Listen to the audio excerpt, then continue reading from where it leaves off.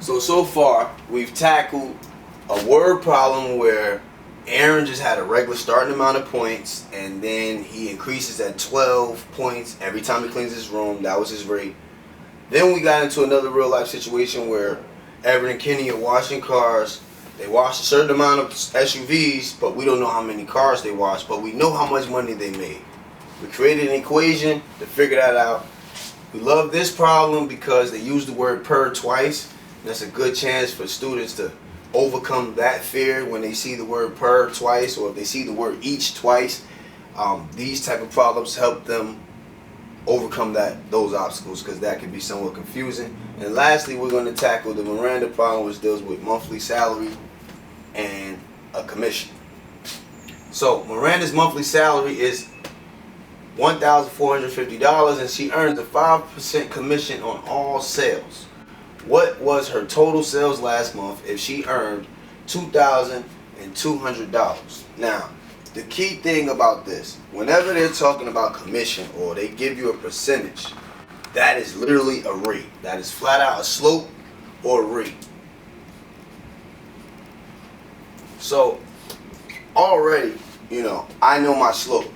And kids will put 5% here, literally on the problem, and that's incorrect. Whenever we're implementing percentages into an equation, we have to change the percent to a decimal. So 5% as a decimal equals 0.05. Do not make the mistake of just a point saying 0.5. This is equal to 50%. Don't make this mistake. So our total, we know, is already given because it tells how much she earned. She earned the total, even though the word isn't used here. Her total is $2,200. $2,000. Now, we'll get rid of my 5% and write it as the number that it is. I guess I'll give slope different. 0.05. X is the unknown, is what we're looking for. And in this case, we need to know the amount of money she earned in sales, because we know how much she makes every month, just period. And that's why her base salary or her monthly salary, they don't use the word base here, but this would be considered her base salary, is a one-time fee. Now, over the course of the year, she gets this 12 times, but over the course of the month, she gets this one time. So if it's our one-time fee, remember what we said was the one-time fee, or our one-time occurrence, or our one-time payment, whatever, it happens one time, it would be the 1,450. And there, I've taken all three numbers and created my equation. The only thing that's unknown is X. And what would X represent in this case? Dollar amount of sales. And that's what they're asking for. And I told you, X will always be what they're looking for. Back to our rules for solving equations. If you want to zoom in there really quick before I solve this and figure out what Miranda actually made in sales that month. We start on the side with the variable. We isolate the variable using inverse operation. The opposite of plus or positive 1,450 is a negative 1,450. And whatever I do to one side, I must do to the other side.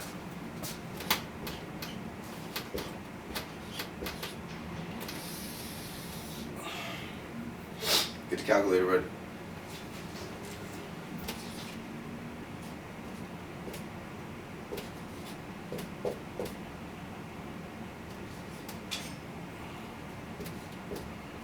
And then I would just bring down 0.05x. And now I need to make the coefficient positive 1. Don't get confused or overthink this step. You just need to simply divide both sides by the coefficient. What's the coefficient? The number that's being multiplied next to the variable. How do we make something 1? If it's being multiplied by 0.05, we divide it by 0.0.5.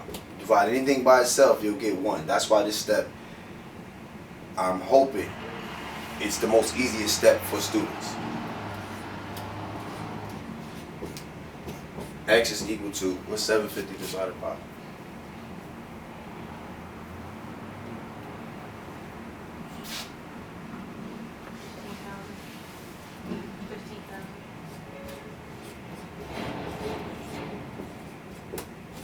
So that month, Miranda must have made $15,000 in sales if her final payout was $2,220.